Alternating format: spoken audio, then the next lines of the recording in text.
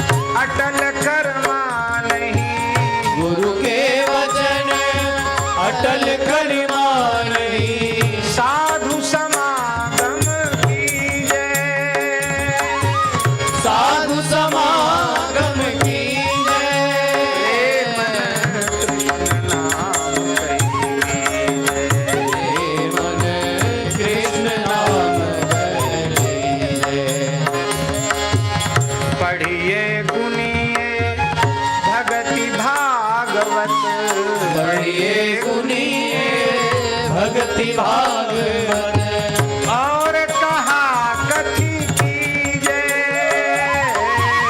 और कहा कीजे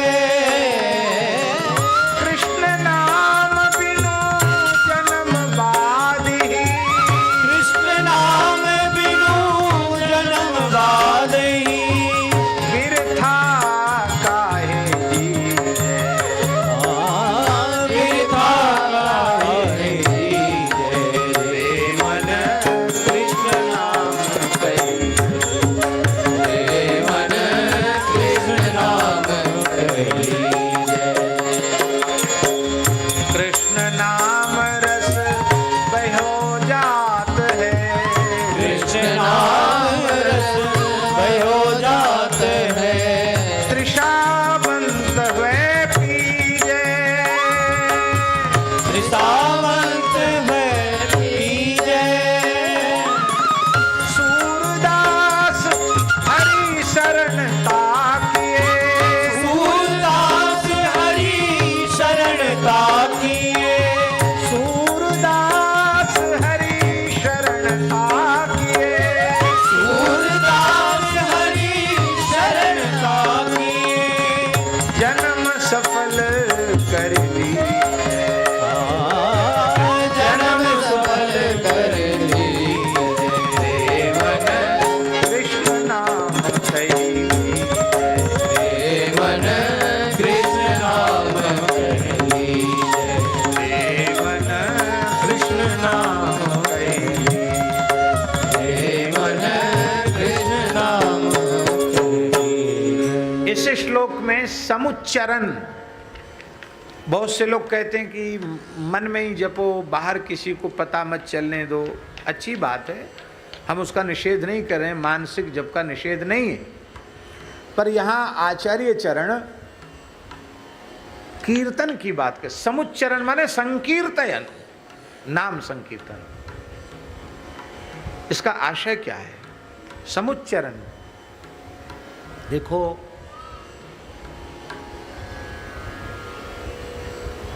पहली बात तो ये है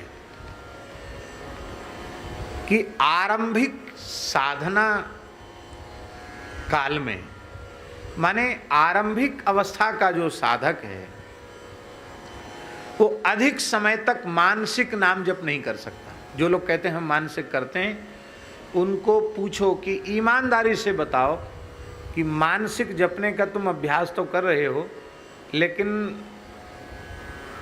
नाम में और नामी के स्वरूप में वृत्ति कब तक लगती है?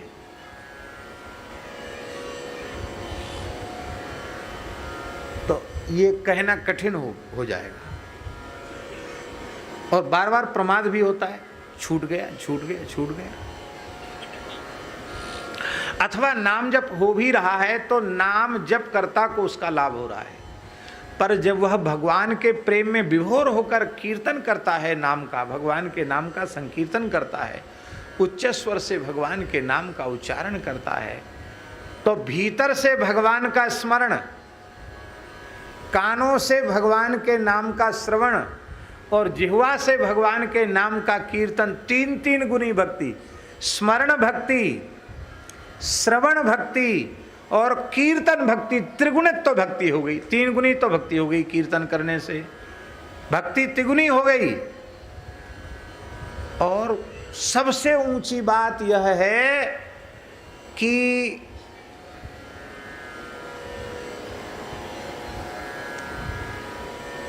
सबसे ऊंची बात, महा महिमामय नाम का दान ब्रह्मांड के असंख्य जीवों को प्राप्त हो गया। नाम दान से बढ़कर कुछ नहीं। असंख्यों ऐसे जीव हैं जो हमारी इन आंखों से दिखाई नहीं पड़ते हैं। आप सूक्ष्मदर्शी से देखो तो सब वो जीव दिखाई पड़ेंगे, पूरे वायुमंडल में व्याप्त जीव दिखाई पड़ेंगे, जल में कीड़े दिखाई पड़ेंगे, सब जगह आपको जीव दिखाई पड़ेंगे।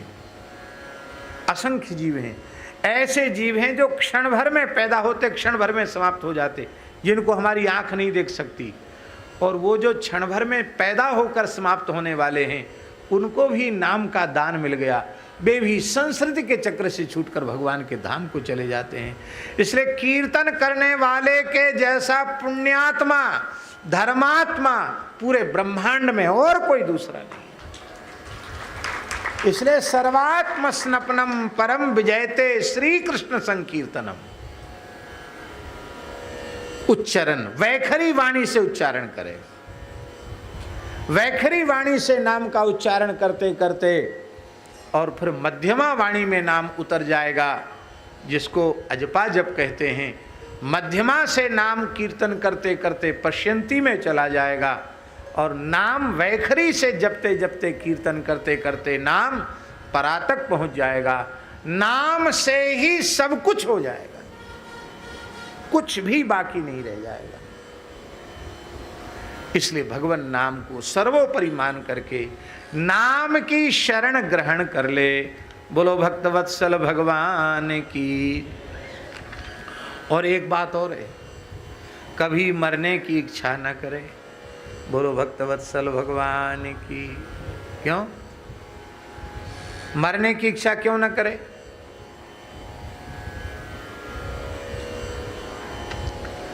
बाबा राजस्थान की धरती पे एक संत भये, बड़े नाम जापक संत थे, संत श्री दादू दयाल जी। बड़े उच्च कोटि के महात्मा हुए। उन्होंने जहां बैठकर भजन किया उस स्थल का भी हम दर्शन करके आए। आज भी वो कोठरी जिसमें इन्होंने भजन किया, वहां जाते विलक्षण अनुभव होता है। और 500-600 साल हो गए दादू जी को, लेकिन विलक्षण संत थे दादू दयाल जी। रोम रोम से भगवान नाम प्रकट होता था। बादशाह अकबर भी उनका दर्शन करने आया। ये फुलेरा है ना, राजस्थान में फुलेरा, सांवर की झील है, वहाँ के पास फुलेरा, उसी के आसपास नारायणा गांव है, नारायणा गांव, उसमें संत दादू दयाल जी हम दर्शन करके आए। तो दादू दयाल जी जब भगवान के धाम को जाने लगे, 100 साल से ऊपर के होके गए, तो बैठे बैठे देह त्याग किया उन्होंने। तो उनके नेत्रों से आंसू बह रहे थे। तो उनके परिकर ने पूछा, शिष्यों ने पूछा कि जय जय, आपने तो जीवन में भजन छोड़ के दूसरा कुछ किया ही नहीं, आप रो क्यों रहे हैं? रोते तो वे हैं जो भजन नहीं करते हैं, आप क्यों रो रहे हैं? आपको कोई भीतर कष्ट है, पीड़ा है? ये जब पूछा तो दादू जी और रोने लग गए। अरे ये भीतर से ज्यादा ही कष्ट है। तो उन्होंने अंतिम बात कही दादू जी ने। क्या कहा? दादू जी की साक्षी, देह हवाले हो रही। अब ये देह पंच तत्व में मिलने वाली है। देह हवाले हो रही, हौस रही मन माही। दादू जैसा नाम था वैसा लीना नाई। क्या करें, हम भजन तो कर ही नहीं पाए। इसी बात से रो रहे हैं कि देह तो अब पंच तत्व में विलीन होने वाली है और हम तो राम राम कर ही नहीं पाए। कितना राम नाम जपा था बाबा उन्होंने? 1 खरब राम नाम जपा था। कितना? 100 करोड़ का 1 अरब और 100 अरब का 1 खरब। 1 खरब नाम जपने वाला महात्मा रो रहा है, हमने राम राम नहीं जपा। इसलिए भैया 100 साल की उम्र भी ये मत सोचो मर जाएं। क्यों मर जाएं? मरे हमारो दुश्मन। हम तो खूब कथा सुने, खूब कीर्तन करें, जब तक जिए तब तक खूब कीर्तन करें ठाकुर। क्यों मरें? नहीं मरना है। पता नहीं ये शरीर फिर मिला न मिला, ना जाने या श्वास को आवन होए न होए। और दूसरी बात, मरें क्यों? मरने के पहले जहां जो मिलना था वो तो मिला नहीं, तो बिना मिले कैसे मरेंगे? एक दिव्य महापुरुष ने कहा कि हमारे प्राण ही तभी निकलें जब प्रिया प्रीतम हमारे नेत्रों के सामने खड़े हो। ये तो अभी हुआ नहीं, तो हमारे प्राण कैसे निकलेंगे? और ये संकल्प कर लो, यदि ईमानदारी से भीतर से संकल्प कर लो, हमारे पिंड से प्राण तभी निकलेंगे जब युगल सरकार हमारे नेत्रों के सामने होंगे। ठाकुर जी को आना पड़ेगा। बस इसके लिए प्रातःकाल जगने से लेकर सोने तक, सोने से लेकर जगने तक निरंतर खाते पीते सोते उठते बैठते जागते हर समय भगवान नाम का आश्रय लो, क्योंकि नाम से बढ़कर और कुछ भी नहीं है। क्या करें, आज हम कुछ आगे कह नहीं पाए, समय तो अब बहुत हो गया है। कल का ही दिन शेष है और कल कथा का समापन भी है। श्री यमुना गुणगान श्रद्धेय शास्त्री जी के मुखारविंद से चल रहा है। यमुनाष्टक की बाबा इतनी सुंदर व्याख्या पूज्य श्री वसंत शास्त्री जी कर रहे हैं। विविध आचार्यों के भाव लेकर के, अच्छे विद्वान हैं, बहुत सुंदर, अति सुंदर। तो कल 9 बजे से 10 बजे तक उनके श्रीमुख से यमुनाष्टक के शेष भावों की चर्चा होगी। श्री यमुना जी का गुणगान होगा। तत्पश्चात 10 बजे से लेके 12 साढ़े 12 तक हैं, 12 बजे तक कथा होगी। उस कथा में जो ठाकुर जी कहवाएंगे सो होगा। और इसके बाद सिया हरि नारायण गोविंदे, रामा कृष्णा गोविंदे।